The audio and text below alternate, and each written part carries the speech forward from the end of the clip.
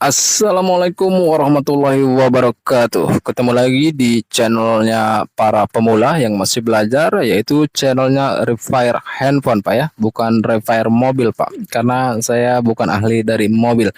Kali ini saya kedatangan sekiriman paket, Pak ya, dari teman saya, bukan paket yang di packing juga, Pak, udah dibongkar memang karena jaraknya dekat, masih 28 kilometer. Ini datang sekitar jam 12 malam, Pak ya. Pas saya mau tidur, dia nge-WA minta tolong karena besok pagi mau diambil, harus selesai, Pak.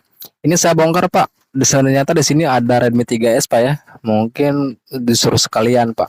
Tapi kita taruh dulu, Pak ya, simpan dulu karena kita akan mengerjakan Vivo Y53-nya yang menjadi poin utama karena beliau nge-WA ke saya itu minta tolong untuk Vivo Y53.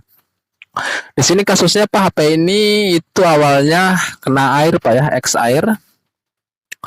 LCD bawaannya kena, setelah diganti LCD sama yang baru, tapi gambar tidak nampil, kata beliau, Pak ya. Lampu tidak nampil, gambar tidak nampil. Tapi kita tidak tahu, Pak ya, apa yang sebenarnya terjadi sebelum kita cek sendiri, Pak ya. Kita lihat, kita analisa sendiri.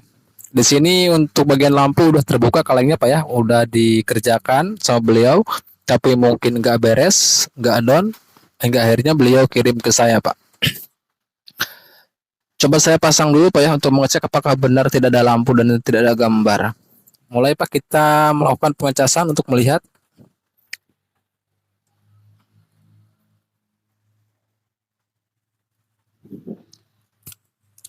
Dan ternyata, Pak ya, setelah saya buka plastik ini, Pak, itu ada indikator charger berjalan, Pak.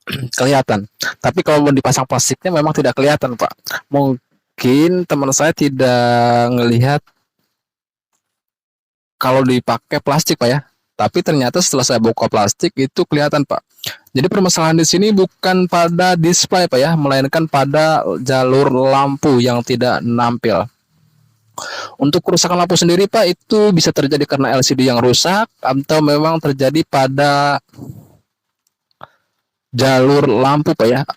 Sampai sepatal-patalnya mungkin ke area IC lampu, Pak. Kalau ada kerusakan lampu, kita berfokus di lampu, Pak ya. Jangan mengotak-atik area sinyal karena tidak ada hubungannya. Jadi kita harus membedakan mana lampu, mana display, Pak ya. Kalau kerusakan display, kita jangan garap lampu, Pak, karena beda jalurnya, Pak ya. Setelah saya nyalakan, di sini nampil, Pak ya, ada tampilan Oppo kelihatan, Pak ya. Sama teman-teman juga kelihatan, mungkin jalur lambang Oppo-nya kelihatan. Jadi jelas, Pak ya, ini peak permasalahan di lampu. Oke, Pak, kita coba buka skematik untuk mengetahui jalurnya kemana saja dan jalur apa saja yang ada. Kita buka Borneo, Pak ya, seperti biasa. Skematik ini yang membantu saya untuk menganalisa handphone, Pak ya. Jadi untuk area lampu di sini, Pak, itu ada 3 jalur, itu PWM out, Pak ya. Ada LED K dan LED A. Ada PPH power yang terhubung ke area IC charger, Pak ya. Jadi dia mendapat IC lampu ini mendapatkan tegangan dari PPH power IC cas, Pak ya. Kita ukur, Pak, sesuai skema apa yang sebenarnya terjadi. Apakah ada yang short, apakah ada yang putus, Pak ya. Jadi saya mulai ukur di area IC lampu di sini untuk memastikan tidak ada komponen yang short, Pak ya. Tidak ada komponen yang putus satu sama lainnya.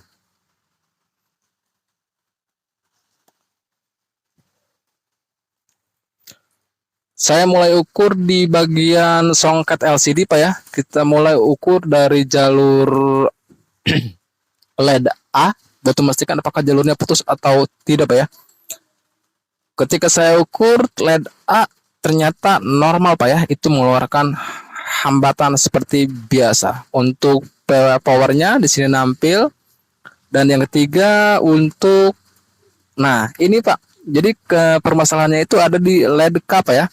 Jadi seharusnya untuk jalur LED K ini, Pak, dia tidak memiliki hambatan seperti itu. Dia harusnya mendekati dengan seperti short, Pak ya, seperti ground. Jadi apa ini bunyi, Pak, untuk LED K-nya. Biasanya kalau di HP Vivo Y53 ini pernah saya dapat kasus di Vivo Y12 sama, Pak. Jadi dia mendekati ground, Pak ya, mendekati short. Di sini karena penyakit sudah ketahuan, Pak, saya langsung angkat. Nah, dan ternyata, Pak, kenapa saya di sini melakukan penggantian komponen, dan ternyata teman saya ini di sini mengganti resistor LED ini Pak dengan kapasitor. Jadi permasalahannya ternyata salah pergantian komponen Pak ya. Yang seharusnya resistor, teman saya ganti itu dengan kapasitor. Otomatis LED di sini tidak bekerja Pak ya, karena diganti dengan kapasitor Pak. Setelah saya coba untuk mengganti kapasitor tadi, saya ganti di sini Pak dengan cabutan dari Redmi 7 Pak ya. Karena saya tidak tahu berapa nilai resistor tersebut karena di skala belum ada. Nah, alhamdulillah Pak ya, setelah saya ganti satu komponen, di sini nampil Pak, otonya keluar. Jadi sebenarnya permasalahannya itu sangat simpel Pak ya. Tapi kayak teman saya bilang sudah 2 hari ini nggak down Pak.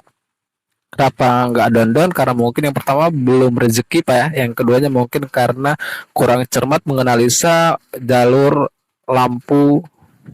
lampunya Pak.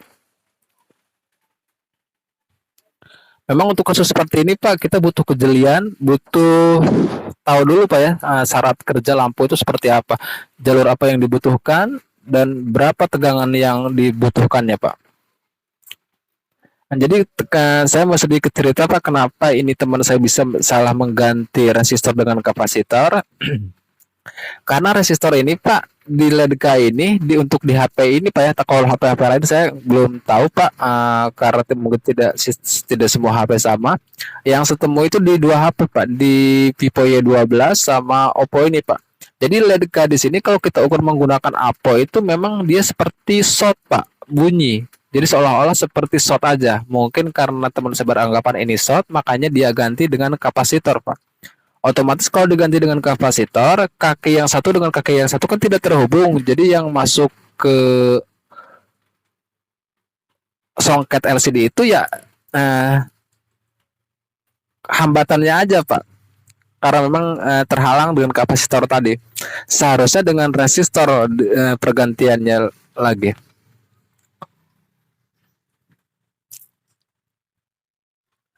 Di sini Pak ya.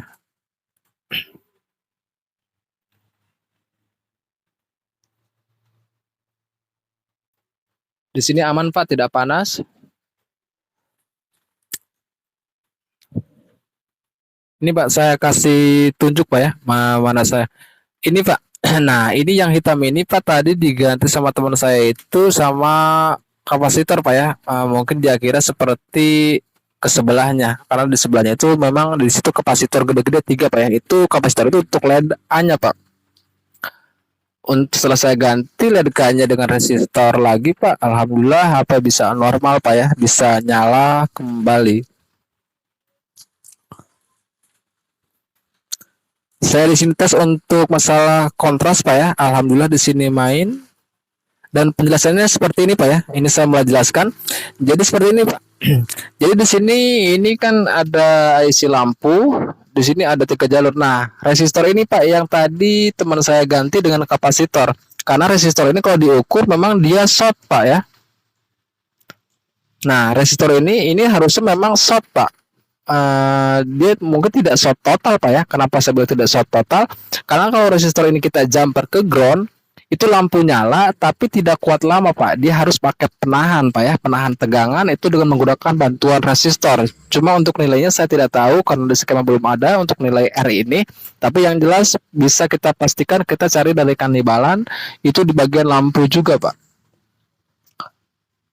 Jadi mungkin setelah diukur sama teman saya di sini short, akhirnya dia putuskan cabut, dia ganti sama kapasitor. Padahal memang di sini harusnya posisinya itu terpasang R Pak ya, bukan terpasang kapasitor. Jadi permasalahan cuma simpel Pak di hitam yang ini. Jadi hanya salah pergantian komponen yang seharusnya di sini resistor itu diganti dengan kapasitor.